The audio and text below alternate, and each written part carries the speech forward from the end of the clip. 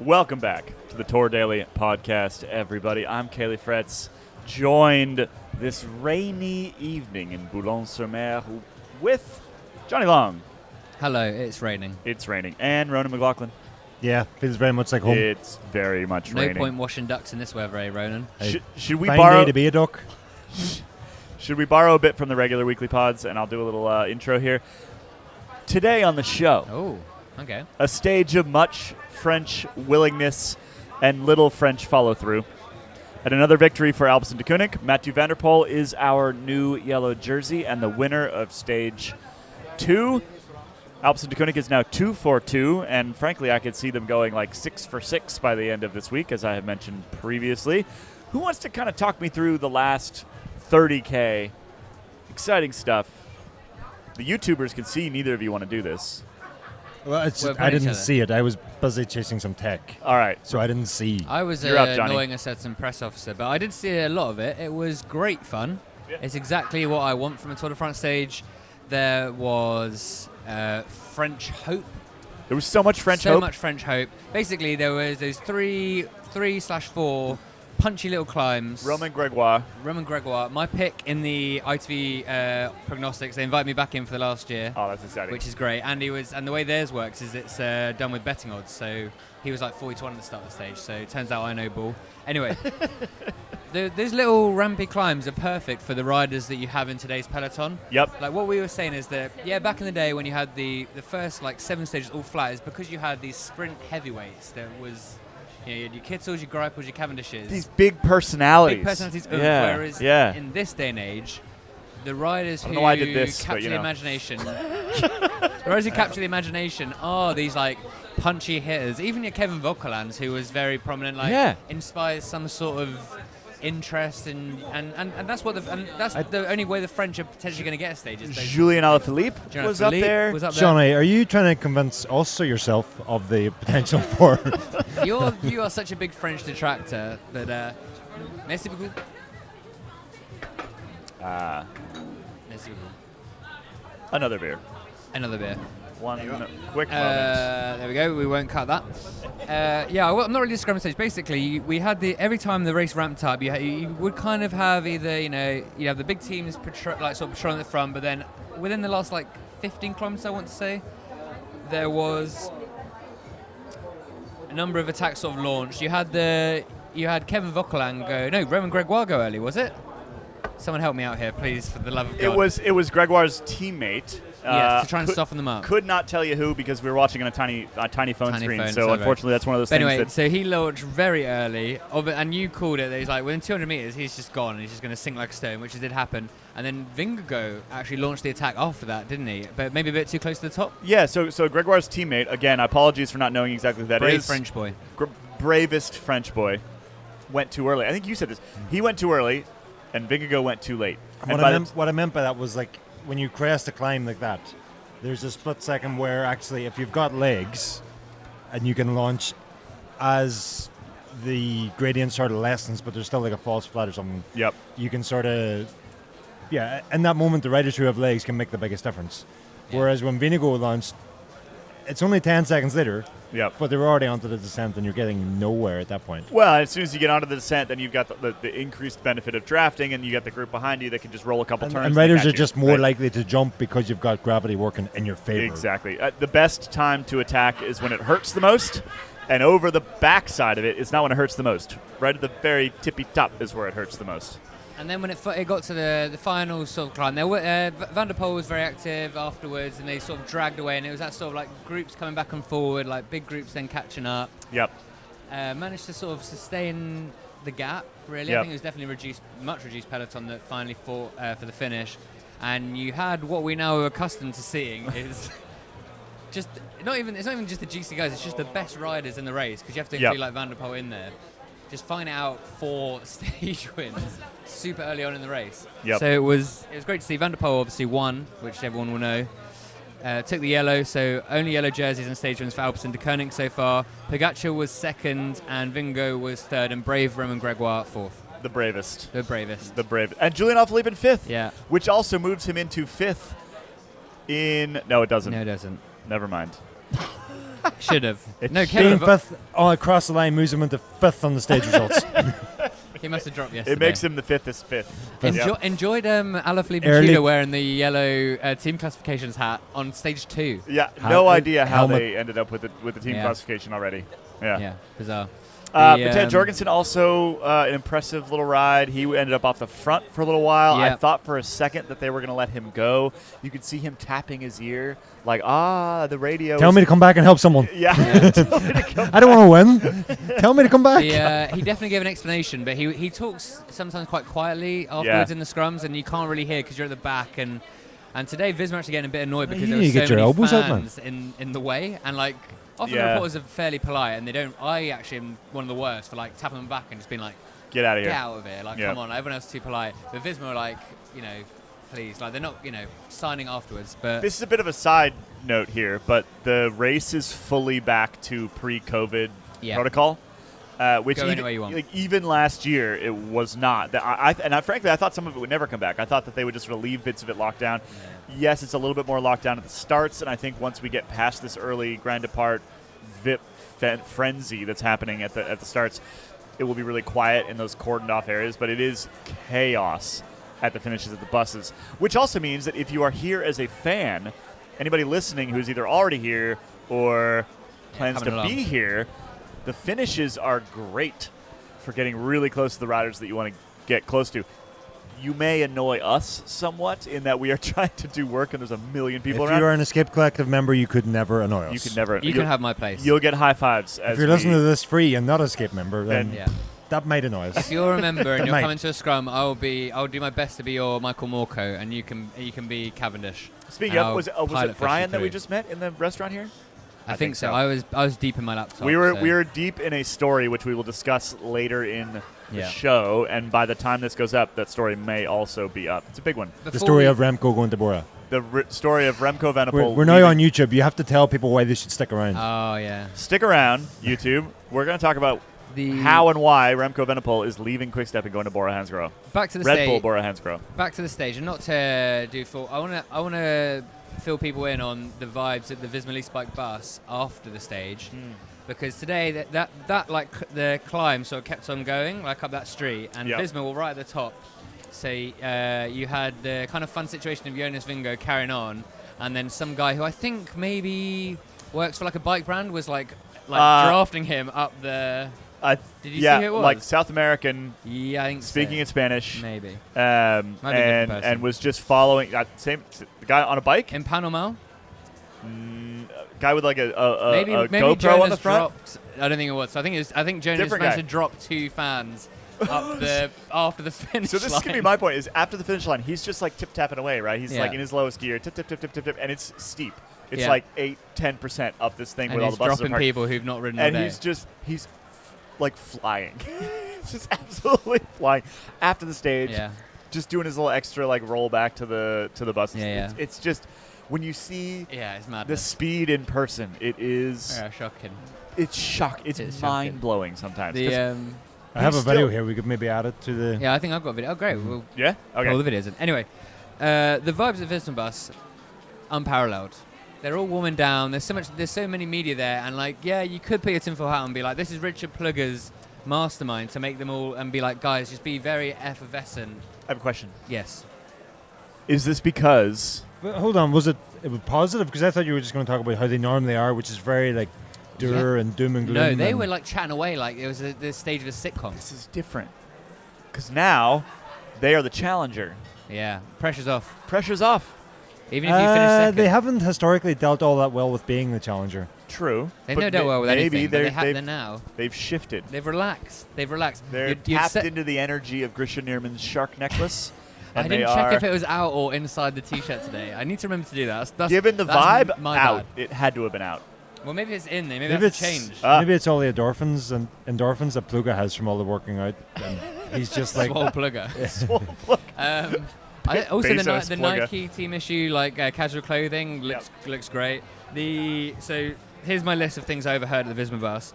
Sepp Kuss shouted over, "Good job, Jonas." I saw it on the TV, Yep. like laughing because I guess Kuss finished far enough back that they could then watch it on the TV somewhere. I don't know. Gang, is that like a Fernando Alonso, Max Verstappen moment where they're like that in control that they're watching the race on the big screen. Maybe. And the commentators always make a huge deal out of it. Like, these guys are driving cars and they're watching TV at the same time. That is fun. That's a good thing. We had, while this was all going on, Matthias Schellmoser for Little Trek, whose bus was even further up the hill. Yep. He is the reverse winner for the extra dinner of the day award. He gets less dinner because he was holding on to like a neutral service moto. Can't be doing that. All the way up. After the finish line, you can. Missed out on at least one TSS. Jonas Vingegaard turned to Mathieu Jorgensen and said, second in bunch sprint in the Dauphiné and third here. I'm a sprinter now, which was great fun. After a few more minutes, Mathieu turned to Jonas, having remembered what happened in the race, and was like, "Did you see Lipowitz attack with his rain jacket in his pocket?" He was, and I think I definitely had that. And what I think he said after that was like, for 3 hours we had no rain, and he still had his jacket in his pocket. Well, so anybody who read the Secret Pro on Saturday knows that the general consensus on Lipowitz is maybe he needs to like just dial it in a bit better. But also, when we were watching the finale, that attack, speaking of attacks that were maybe not perfectly timed, was just like suicidal. He just basically pulled across the whole downhill and flat part, and then the second they hit the actual climb, got very caught. French of him. Which is an extremely good way to, like, even if you're very strong, an extremely good way to immediately get dropped. Because the guy pulling behind him was not a leader; it was Narvaez. So like, Pogacar's just hanging out. Vingegaard's just hanging out. All the top guys are hanging out, and you've just been burning a shed load of watts off the front. He's definitely got some learning to do, and unfortunately for him, the man who could maybe teach him was not anywhere near where they were. He's a bit Primoz checked Roglic out. Finished on the same time though. Finished at the same time. Yeah, but he's way in the back of the group. Do you see what he's doing? Yeah. He's chilling out though. He's hanging out. He's Roglic, where else do you expect him to be? It's true. He's reached enlightenment. Before we get into the things that didn't happen in the bike race today, we saw on the TV Fred Wright get a little crash, little like cut on his face. We then bumped into his parents. Yep. Very nice people. His dad, listeners of a certain generation might remember him because he was in EastEnders, I think, for a while. I don't watch it, so I don't know. Bumped into them, had a little chat, showed us a picture close up of this cut on his eye. Yeah. Apparently Fred was disappointed because this was like a stage he maybe wanted to go for. But on a positive note, apparently Fred is now excited to see them at bike races because in the past he would get quite embarrassed. Maybe See thinking his like they're parents at bike cramping his, races. Yeah. thinking they're like cramming his style, but now it's like, maybe old enough that it's like nice to see your parents again. That's lovely. So that's lovely. Yeah. That was the thing I actually meant to say, was that we saw him on the TV, like, doing the classic playing up the camera, like pushing out his lips, whatever. Apparently, I took that to be like, oh, he's like acting up, he's doing the part of the tour. Apparently, he was actually really annoyed with the moto for being there when trying to tell us fuck off, but can only do that in a polite manner. So because he's so polite. Politest boy of the tour. Yep. I think that's my notes. You made a new best friend, Ronan, in the buses. I did make a new friend. Before maybe. Well, I don't want to say friend because I'm very professional in this role So that true. I'm honoured Neutral. to have here. And so I made a new acquaintance. Yeah. Only Ian can have friends. What was her name? Remco. Oh. Yeah, How did that happen? Kind of a little bit similar to Ronan, but Belgian. Was that your I opening think it gambit? is Flemish for Ronan, if I'm honest. Probably. Let's just say that, yeah. It might be. Yeah, it could be. So what happened? Who's going to correct us? You, Other than all of you someone two. will. Basically what happened was a split second before the stage was about to finish, I spotted that Remco's time trial bike was being set up behind the team bus out of sight. So while you watched the finish and could talk about the finish just now, I scampered off to try and photograph his time trial bike. A secret hiding spot that no one would ever find except by walking around the bus. Nobody walks around the back of the bus, That's true. believe it or not. I was the only one there. And I found some interesting stuff on his bike, including new time trial extensions. And so then when I seen Remco finishing after the stage, I was like, I know where he's going to go. And we have a few questions that we would like to put to him. We do. So I went round the back of the bus. Lo and behold, he comes around a couple of seconds later.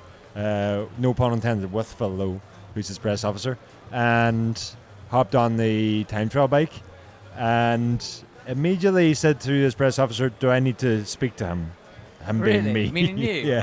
And when his press officer said no, Remco then sat in the time trial bike with just me and him standing there, and he looked in the complete, so he was like on the time trial bike. Yeah. Instead of looking straight ahead where he would have seen me, he looked like towards the bus. More uncomfortable. where he Like for a length of time where he will have a little bit of a neck crick. Well, Minutes. Also, Minutes. are you supposed to be warming down the time trial bike to like improve your position? a little Yeah, bit? he was Or, close like, enough to He that. was kind of looking he was looking in the reflection of the bus to like check out his form. Okay, let's say A that. little Oh, bit. that's the official line. Okay, yeah, nice. Yeah.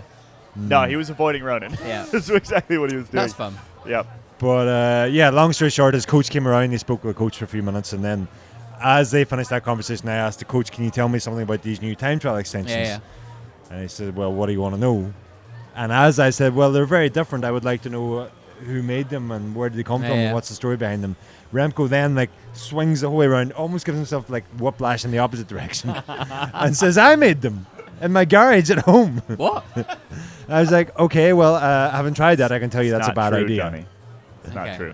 Yeah. And Remco was like, "But I'm an engineer." To which he? I said, "Well, that's not the only difference between you and I, but okay." And then he tried to keep it going, tell me that he qualified as an engineer last year, which I was fairly certain Maybe wasn't he true. did. He could have. Maybe he I mean, did. he then a couple of minutes later, then he let it go that he was, or that he said, "No, I'm messing. I'm joking." Yeah, he didn't make them. This is an amazing amount of intimacy when he's one of the riders that people would crowd around at the Yeah. tour. Yeah, I really like the idea that if he like, what if Phil had said yes?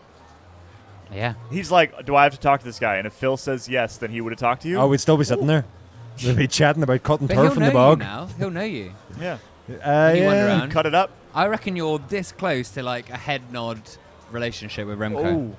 You get the nod, and then you know you're on. Should. We could talk in the in After Dark at some point about the riders we get head nods from and the riders we get the see you and then look Yeah. 10 feet It to won't your take right. very long Yeah. for me to say my list. I quite like though just being able to walk around and not really them knowing who I am, because like even just 2 days ago I was standing Yeah. right next to Richard Pluga as I was taking shots of Jonas's time trial bike Yeah. that we published a story on, and had he True. known Yeah. that I was going to, Had you been a Wheeler Flitz boy, Yep. you'd have been scruffy neck out of there. yeah. Before we do get to the Remco story, which we will get to, YouTube, anything else from the day today? I'm not sure if you like built the suspense enough for the YouTube algorithms there. You really have to say No, Don't- we're not fucking doing this bullshit because Like it and also piss subscribe. off the people Don't who curse. listen to us normally, curse. and they are the people we care about. This is True. just a No, Don't we know. just know that the people that listen to us elsewhere have better attention spans than the YouTube audience. yes. Yeah. They are yes. Which I think the YouTube audience would fully admit to. Yeah. Well, Yeah. they're not even fucking listening right now. Anyway, another thing I noticed today is this the first time we've had the leaders of the Tour de France able to wear the same color rain jacket. Because I saw Jasper Philipsen in quite a fetching yellow. Looked like, great. Looked great. How is this the first Yeah. time this has happened in If the I year of our had Lord worn 2025? if I had worn a yellow jersey on a warm day and I didn't get one of those, I would be Yeah. endlessly angry that I Yeah. never got one of those. Yeah. So that's Yeah, just. I think when you go into the jersey, you just get like a box of all the kit, Yeah. regardless Yeah. of temperature, Yeah. whatever. You just get everything. I don't think it's the first time. But before it's like you didn't used to get that jacket. I don't. Oh, Yeah. do you Oh no, there was always stuff. Well, they just it's chose just not that to do the but standard equipment that the team would have Is would be better. better than. Yeah. Okay. So, So- for Jasper Philipsen, like, doesn't really matter what he wears today, and he probably wanted to be first day in yellow. Probably wanted to lick the park. Oh yeah, and he was actually there for a while Yeah. today. He was there longer than I expected him to be. I think had it just been the climb to the finish, he would have had a chance. But it was just Yeah. those couple of climbs beforehand. Well, yeah. Let's just sort of back up a little bit to the bike race before we move on to the other stories that are surrounding the Tour de France. I wasn't kidding when I said that we could have one team basically sweep the first week.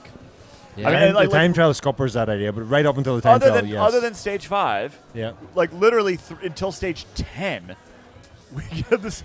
It's not probably going to happen because sprints are more complicated than that, and somebody else will do something. But we could literally have the best sort of uphill punchy finisher is Evenepoel. Clearly, he was able to hold off Pogacar today. He won.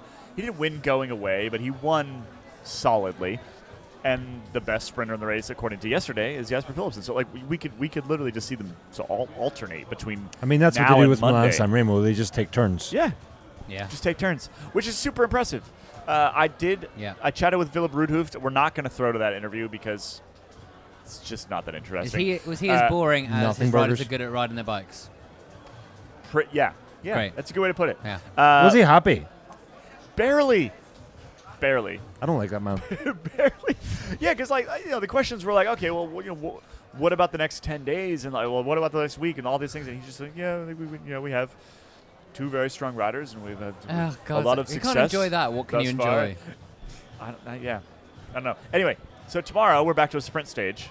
To sort of tease that a little bit. We'll preview that a little bit more later, but yeah, we're back to a full-on sprint stage, finishing in Dunkirk, and it's Philipsen has to be the top guy. I wish that we had seen Vinny Girmay today, because he had a mechanical issue, a flat or something like that, and I think maybe he could have gotten over those, and then he would have been a really, really interesting character for the finale there, because there are stages. Not all of the hilly stages for the rest of the week are exactly like today. Some of them have easier run-ups. Some of them have harder finales. They're all a little bit different, and so therefore we may see a slight change in somebody that's able to beat Mathieu van der Poel in something like that. I think Biniam Girmay was too preoccupied with getting bollocked by Jonathan Milan today. There was maybe a little bit of elbow action in the lead up to the intermediate sprint. Yep. And then afterwards, Milan just absolutely lost it with Binny. At the same time that I think a Cofidis rider lost it with a Groupama rider, directly behind them. It was mirror image. So that was it's a lot of tension. This is the Tour de France, though, right? If you don't get that in the Giro from an intermediate sprint, right? No. But it's high stakes for every single one of these things, particularly early on, because you're talking about wearing a jersey for a week or not at this point. And so they care deeply, and we're not exactly. It looked like an elbow throw. Maybe on Girmay's part, or just a little bit close. Kind of, just push him up. Which, frankly, as far as I'm concerned, hand didn't come off the bar. I think you're fine in that case. How did Intermarché respond to this situation? Intermarché claimed that the reason was so Johnny Milan, obviously an Italian man, claimed the reason was that Vinny Girmay likes pineapple on his pizza, which was a great Instagram post. I appreciate that. That will rile Jonathan Milan no end, because he didn't think of that. Now he's like, you're just fucking with me. I don't like it. I don't appreciate it. But anyway, so that was fun. Should we get to Remco? Before we do, which character did Fred Wright's dad play in EastEnders? Did who, sorry? Fred Wright's dad play in EastEnders? I don't know. Oh, okay. Sorry. Why? Did you? I've just been wondering since. Fred Wright's dad. I don't know. I've never seen EastEnders. I have no idea. Look, Phil Wright. I'll Google him. I'll Google him when you guys are talking. We'll save it for tomorrow's show. I think that's what people really want to know. You need to spread it out. We've got 3 weeks. A few news bits before we get to the Remco story.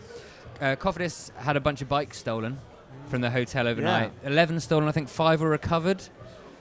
They look still? Yeah. They're lovely bikes. I like those. Even the bikes that I can appreciate. I like those a lot. Yeah. Do we want the full story from the is it juicy? The media team? No, it's not juicy. It talks about how great the mechanics are and being able to at losing 6 bikes. At not parking the truck in such a way that it could. Sometimes they come in through the roof and all sorts. Yeah. But what actually did happen was that Benjamin Thomas literally crashed himself to get the King of the Mountains jersey yesterday. And the polka dot track cyclist Benjamin Thomas. Yeah. I apologize to everybody on Discord. I said something. I can't even remember. I said something along the lines. I can't remember what goes on. I think he's good at track. I think he's good at track racers. I was not definitive enough. Memory recall. In my immediate recall of Benjamin Thomas' What you were doing was you were leaving Palmares. yourself enough leeway in case you were having some sort of brain fog moment. Yeah, which I do regularly because we do this basically live, right? It's not actually live, but it's basically live. And then I got ripped apart because he has multiple world championships. Kit was giving you well, fully deserved. Yeah. But he had a polka dot. Last night the mechanics put together a polka dot colored bike. Oh, yeah. And that was stolen. No. Yeah. Well, that's going to be easy to track down. Someone trying to shift that bike. Where'd you get this from? It's probably stickers. They just take them off. Oh, but I mean, it should not be hard to find look bikes in a custom paint job with a brand new group set that is impossible to come by. Can I say something a bit mean? Is this potentially to whom? To Cofidis? Is this potentially the most Cofidis start to the tour ever? No, because they have achieved something. They did get the polka dot, but then at what cost? At what cost? Hey, you are Victor Lafay erasure. You got to wonder though, Where had is they he? not had that polka dot jersey, might they have just said, well, Oh yeah. we started. We did a stage. Yeah. We did a turtle eel. It's close enough. We also had The Jonas French were so brave today. They were so brave. They were so brave. Yeah. If you didn't see the stage, you just can't They're comprehend just how brave they brave. were. The brave. There was French bravery just strewn about. There was I know you're trying to be funny, but I do feel like that's.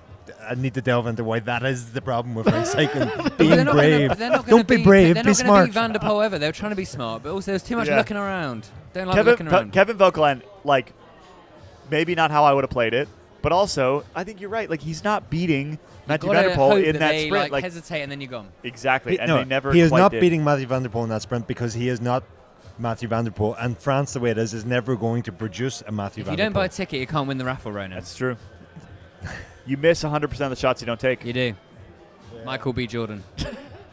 Jonas Vingegaard's wife, Trine, did quite an explosive interview with a Danish outlet. I think they're called like Politek. The reporters here at the Tour de France. Yeah. I should have actually figured out how to pronounce the title. So did they ask her to speak in Welsh so they could translate it into Danish? Yeah, that's why it's taking so long for this article to come out. But she was basically quite critical of the lifestyle that her husband has to lead, where he's wearing altitude camp so much, and that it maybe actually impacts him because he needs a lot more time to like recharge. Yeah. And that's why the family often travels to altitude so they can be with him and like have their like little family bubble. And then Grisham was asked about this morning and was kind of like, oh, like, you know. I mean, he gets paid plenty to do that. Yeah, I mean, it's a job. Oh, and she said that he doesn't like doing advertisements, and it's like, yeah. Except that red and white helmet on his head, which he gets paid to wear. Yeah. I don't know what that's for. Yeah, so. I mean, bit of a weird interview. I've complained about, we don't want to just like, it's not quite punching down on Trine, but it, it's like a cross maybe, and. I like it. I like the drama, but it just. I love the drama, but I'm surprised that they decided this was a good idea. It just ignores this reality that we've talked about so many times in this podcast that like riding a bicycle fast has no inherent value. It has no inherent value. It's suffering you choose. Yeah, it is. You are like the riders are like, I feel like a monkey in a circus. You are literally a monkey in a circus. That is the whole point of professional sport.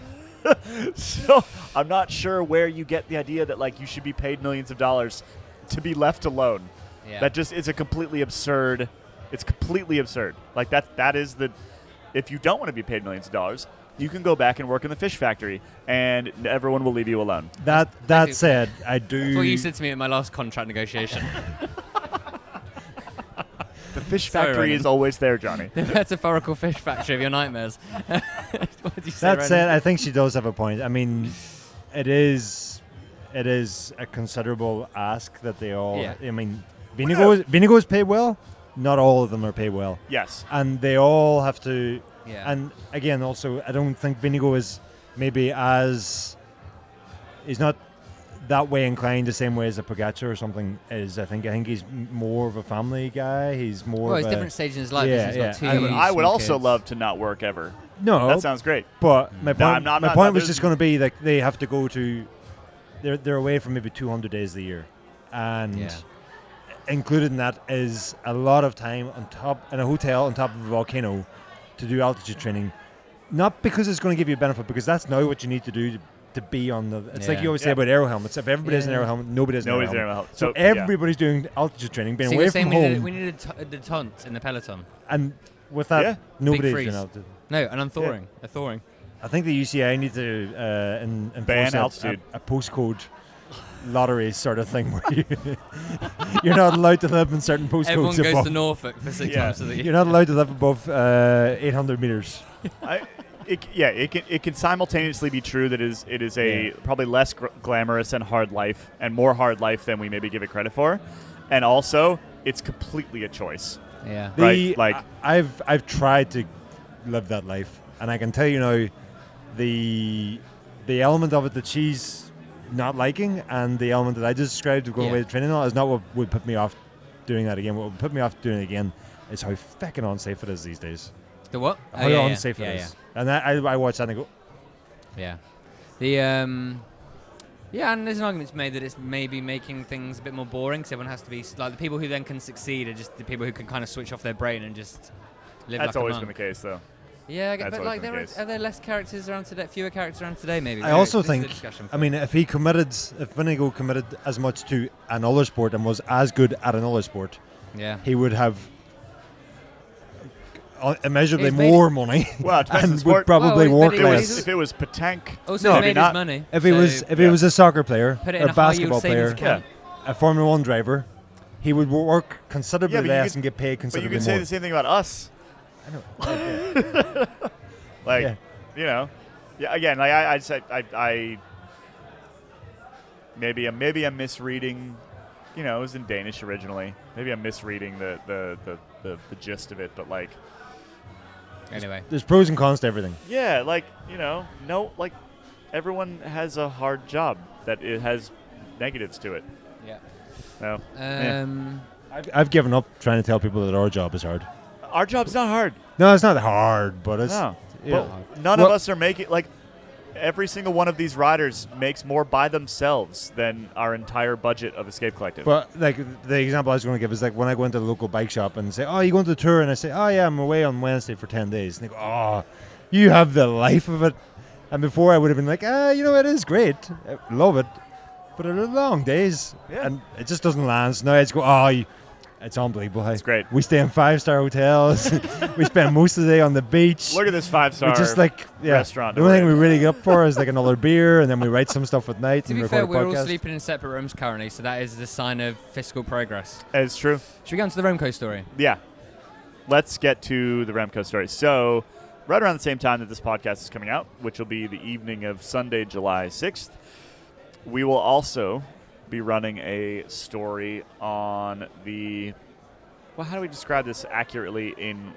We've been very careful in the written word to make sure we describe this accurately, so I want to be very careful in what we say.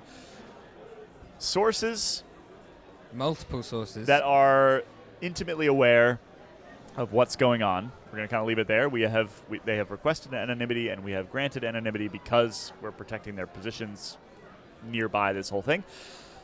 They have indicated to us that Remco Evenepoel very much plans to leave Soudal-Quick Step soon, end of Yeah. this year, that the sort of negotiations and discussions around this are potentially ongoing, although we're hearing from other people that they plan to start them at the end of the tour. I think that the fact that we're hearing about it would indicate to me that it's probably already getting going. And the likely destination is Red Bull-Bora Hansgrohe, Yeah. which now this is year 3 of Remco is going somewhere rumors Yeah. popping up in July, right? We had Ineos rumors. We had Israel Premier Tech Yeah. rumors. We had all kinds of rumors. These feel the most solid to us. The sources that we are speaking to are quite close to the whole situation. And varied enough that it's not and one, varied. It's not all one side, for Yeah. example. It seems what seems very clear, according to these sources, is that Remco Evenepoel is not happy at the team. That potentially there's a bit of a sort of relationship breakdown with him and the team and potentially management, and that Red Bull seems like the most likely destination. Beyond all the sourcing that we've got, there is sort of circumstantial evidence of this. Johnny, what's sort of like some of the stuff that's pointing to other things that are happening in the transfer market that maybe point to this being a reality? Well, for one, Primoz Roglic is very much given the impression at this sort of round. So I believe that he wants to race hard and race well and potentially win, but he's definitely given the vibe of someone who's like, I know I'm not sticking around. He literally said, "I don't care," when he was asked if he wants to be on the Yeah, that's podium. great. I think there was an F word in there as well.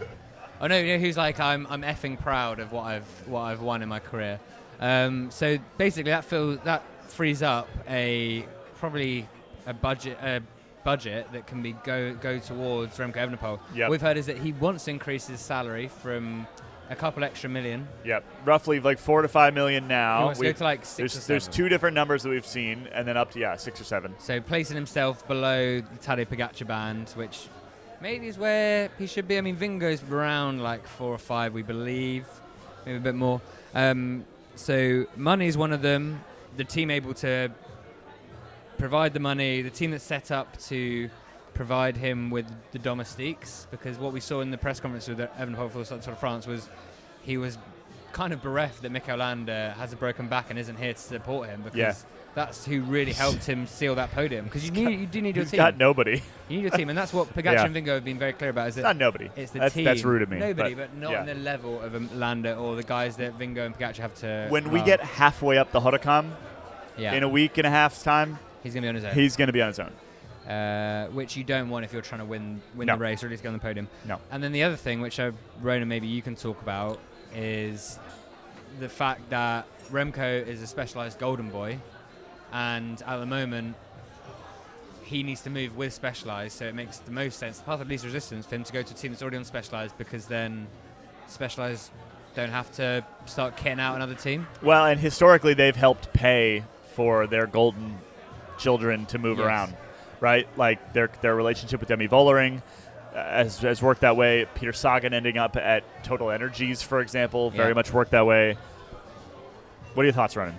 I think that's one of the key facts here, actually, because although we've been talking about this for 3 years, it's the first time it's been like practically concrete where he's going, and there are no Ineos potential moves. Yeah, unless Brailsford's going to pull a Remco Evenepoel out of his magic hat. Yeah. I mean, there was a rumor that Specialized was going to Ineos. Yeah, in which case that then makes the other bit makes the Remco bit make more sense. But we are from what we hear, the Ineos stuff is dead in the water at this point. Well, from what we hear, it didn't even happen this year. Those conversations. Yeah. So the Ineos is gone, and he is their current, as you described, the current golden boy, and that was sort of a bit of a hookup in that. Where's he going to go that he can stay with Specialized? And the move to Ineos was always going to be complicated in that way. Even if Specialized wanted to go to Ineos, they're still tied in with Quick Step for next year. They're definitely not only tied in, but looking to stay with Bora Red Bull. And so at the same time as there's a general downturn in the industry anyway, and Specialized would probably ideally want less teams rather than more. Yeah. For him to go to Ineos would have required them to have a third team in the men's peloton, which just So now they could leave Quick Step, but then they've always been a Quick Step team, they have left Quick Step in the past and come back. Oh, okay. And, I don't think that's on the cards right now. But it certainly simplifies things in Remco's corner. And like you might ask a question, well, Remco's big enough he could go to any bike brand and any team. Yeah. But it's significant being Specialized's rider on the men's side. I mean, before that it was Sagan, it was Alaphilippe, it was Cavendish. At some point it was all three of them, but that kind of happened accidentally. They have a halo rider in each sort of generation. Yeah. And Remco is that guy. You can be sure that Specialized were involved here start until the eventual finish, ensuring that they are not somehow going to end up without Remco on one of their bikes. That's an interesting angle for me here, which is that Remco, the reason why this keeps coming up is because he's the most available bachelor, right? Like he's the only available bachelor, because we've got so far, unless you're punting on junior riders, so Vingegaard is totally tied up, right? Yeah, Pogacar is completely tied up, and not only is Pogacar tied up like bike brand wise. Correct me if I'm wrong here. Colnago is at least partially owned by a UAE entity, I believe. Yes. And so he's got a UAE team sponsored by a bike brand that is at least partially owned by a UAE entity. And so that's never getting broken up, and nor can you ever compete financially with a petrostate. Yep. So the only available person, the only rider who could maybe beat them and is maybe gettable. Well, and will probably outlast them both. Yeah, because and he's younger.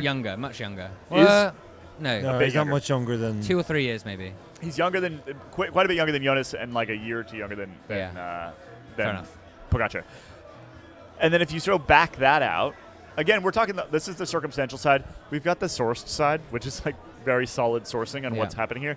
But all the other things that point to the same outcome is if you're looking around at all the teams and which one really needs that rider, really needs the rider that is going to try to challenge and is the only one that will potentially challenge, Red Bull's the obvious answer, right? Like Ineos is still a bit in the doldrums a bit.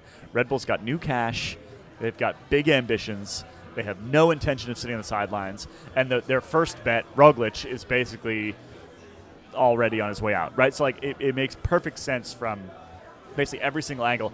We should mention Remco still has an 18-month contract left, 18 months-ish of contract left. So there are legal hurdles to be overcome here that may or may not be over. Like Quick Step depends how hard people want to fight. Quick Step could still just literally say no. Yeah.